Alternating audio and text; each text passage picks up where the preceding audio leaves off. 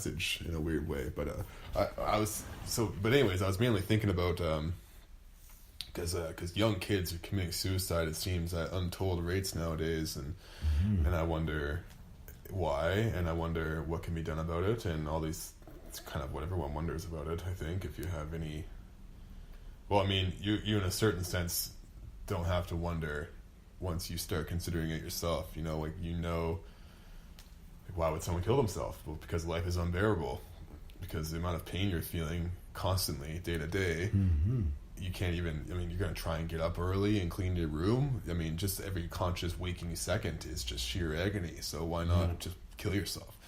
And for me, the things that always stopped me from killing myself were, and this is just me, but I would always think about my mom hearing the news, right? Yeah. And but not everyone has a mother necessarily in their lives, but that would stop me dead in my tracks every time, because I just could not imagine, no matter what pain I was feeling in my day-to-day life, I'm sure it would be nothing compared to my mom finding out that her son killed himself. And but then the other thing was just a weird kind of intuitive inner pull towards the future.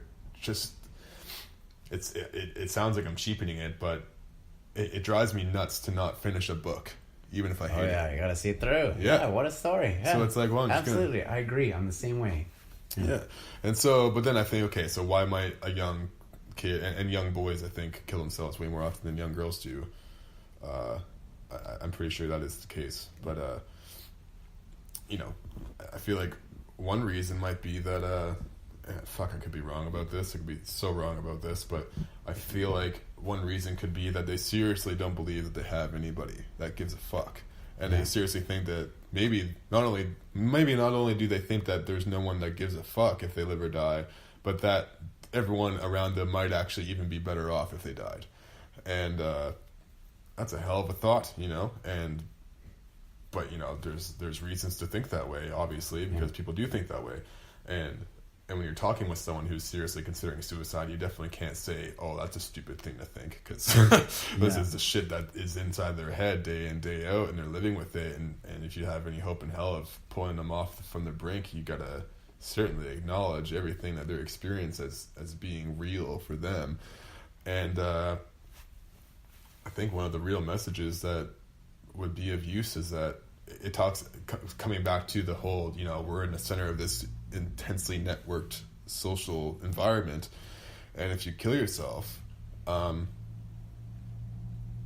it's going to not just kill you, but it's going to kill a part of everyone that knows you. Yeah, it's going to send a shockwave through your immediate social network and your family, and also through your entire community, and perhaps even every time this kid commits suicide in Canada, it winds up on national news, I think.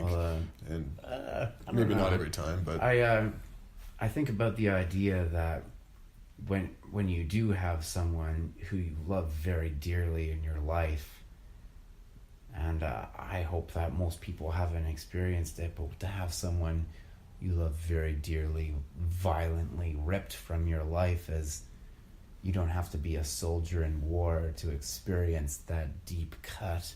Yes, that's true. And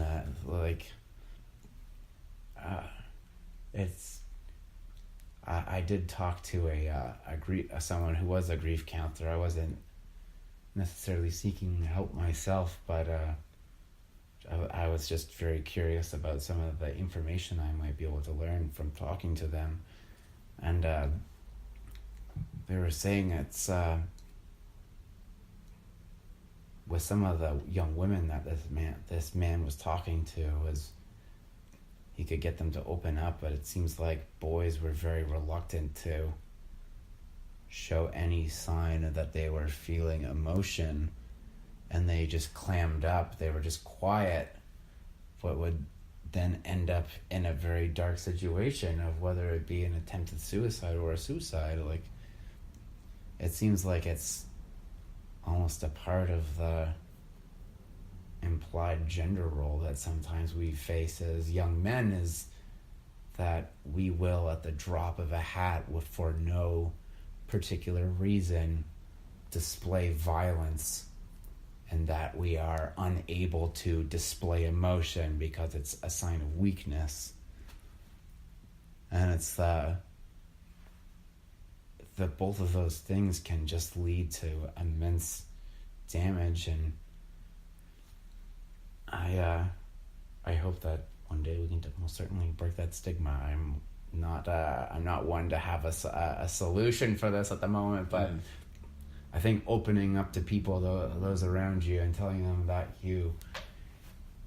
if it's someone that is very important to you in your daily, I think telling them that you love them and that you care about them, and you're happy to see them, I think those small acts of kindness can most certainly brighten a day, man. It's kind of amazing just to, like, I think about this job that we had up in Ganesh, with just starting to talk to some of these people around there and meeting some of these amazingly socially colorful people, who just them coming into your day through starting to talk to them and realizing that these people are around you just brightened up some of those days that were some of these days that we would have that were sad, like just not saddening, but they were difficult to get through and they were pain. But now coming to this job site and seeing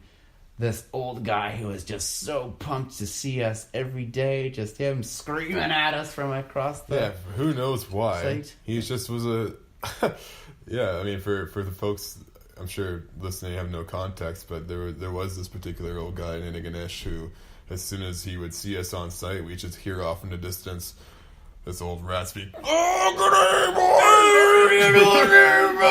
day, boy!" from about 1,000 yards away, just screaming at you. You know, he's this little thing off in the distance, but you knew he was talking to you. You knew exactly who was talking to you. Yeah. And then we'd get up close, and he'd just have this suddenly really change. Low kind of changes. Yeah, he'd get close to you, could hear him, and he'd be like, "How's she going now, boy?" Yeah, maybe he got raspy from all that screaming he's doing at his buddies from far away. But, he'd always be like, "Hey, brother, how you doing?" He's like, "Oh, I'm good." Yeah. Always good. And you ever been too good? Not such a thing. But just...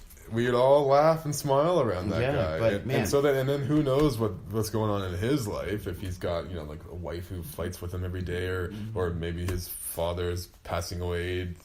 He's been passing away for the past 10 years from dementia or something. And despite the suffering that people go through, you'll still encounter folks like that who just, it seems like they are carrying their burden just fine, and not only that, but are alleviating some of the other people's pain around them.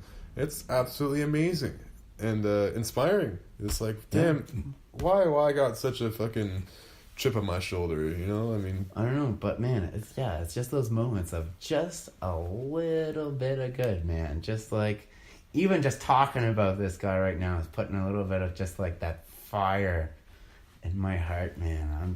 I'm feeling good, and I got a smile on my face, and I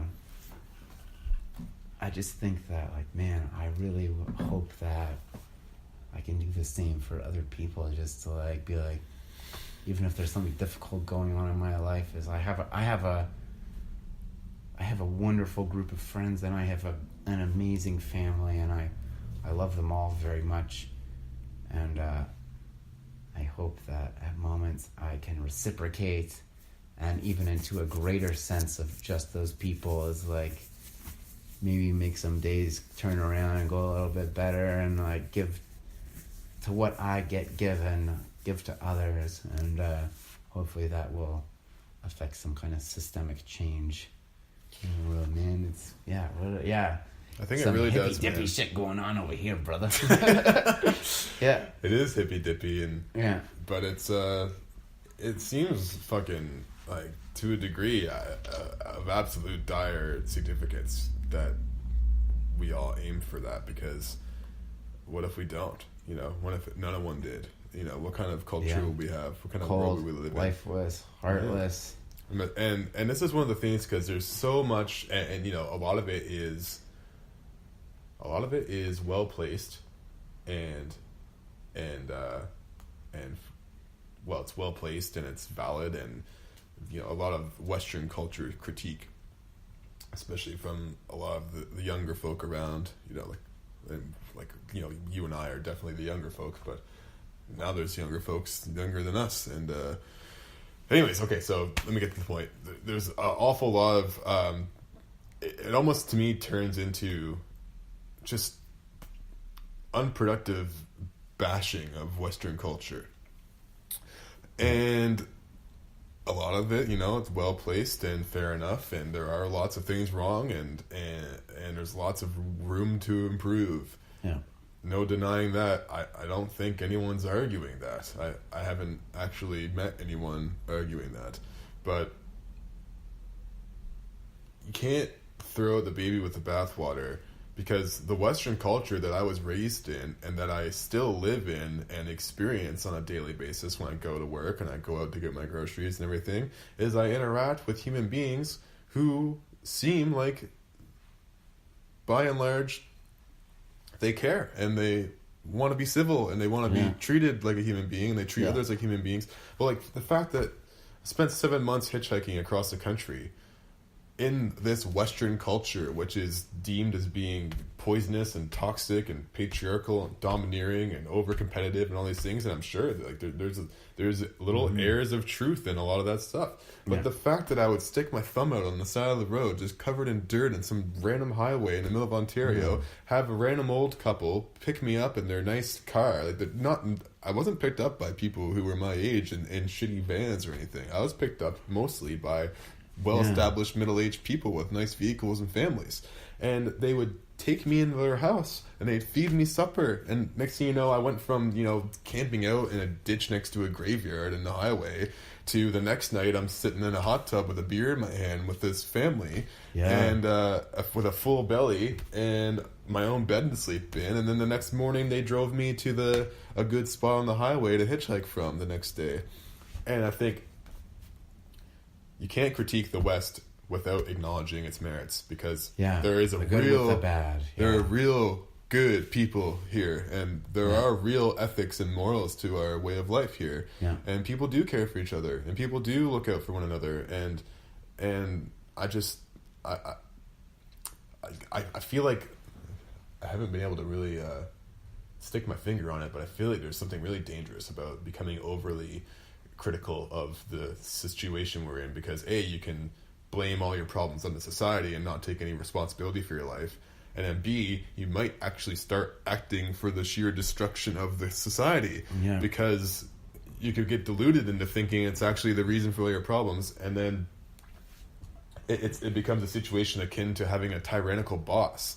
You don't want to work for a tyrannical boss, and a boss who has a fucking clue doesn't want to be a tyrant, because that if you've ever worked for a tyrant, you don't do a good job. In fact, you start, if anything, doing everything in your power to bring the company down from the inside.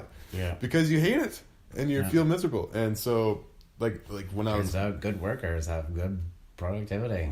Yeah, and so like a good, benevolent, compassionate, strong leader of a boss is going to be the guy who inspires you to do the best work, and then he gets to capitalize on that because it's going to make his company deliver on the promises and good products that they claim to offer, instead of making these bloodless contracts and promises to their clients, then have a bunch of bitter and resentful employees show up and do a fucking shitty job, and maybe even try and screw over the boss while they're at it, which screws over the client. And then it's one thing if you're spitting in someone's McDonald's burger, but then it's a whole other thing if you're like we talk about with the roof, someone's might just work to sabotage the company, and then next thing you know, someone's house is fucking leaking, and then they're getting property damage, man, it can just, and so this is how things can spiral, and people gotta be careful about how they act. Turns out there's a difference between a boss, or just in basic leadership, like the difference between one who says go forward and one who says follow me. Yeah. And well, it's like I love the Lion King movie so much because you see Mufasa and Scar, you know, and they're the two archetypal images of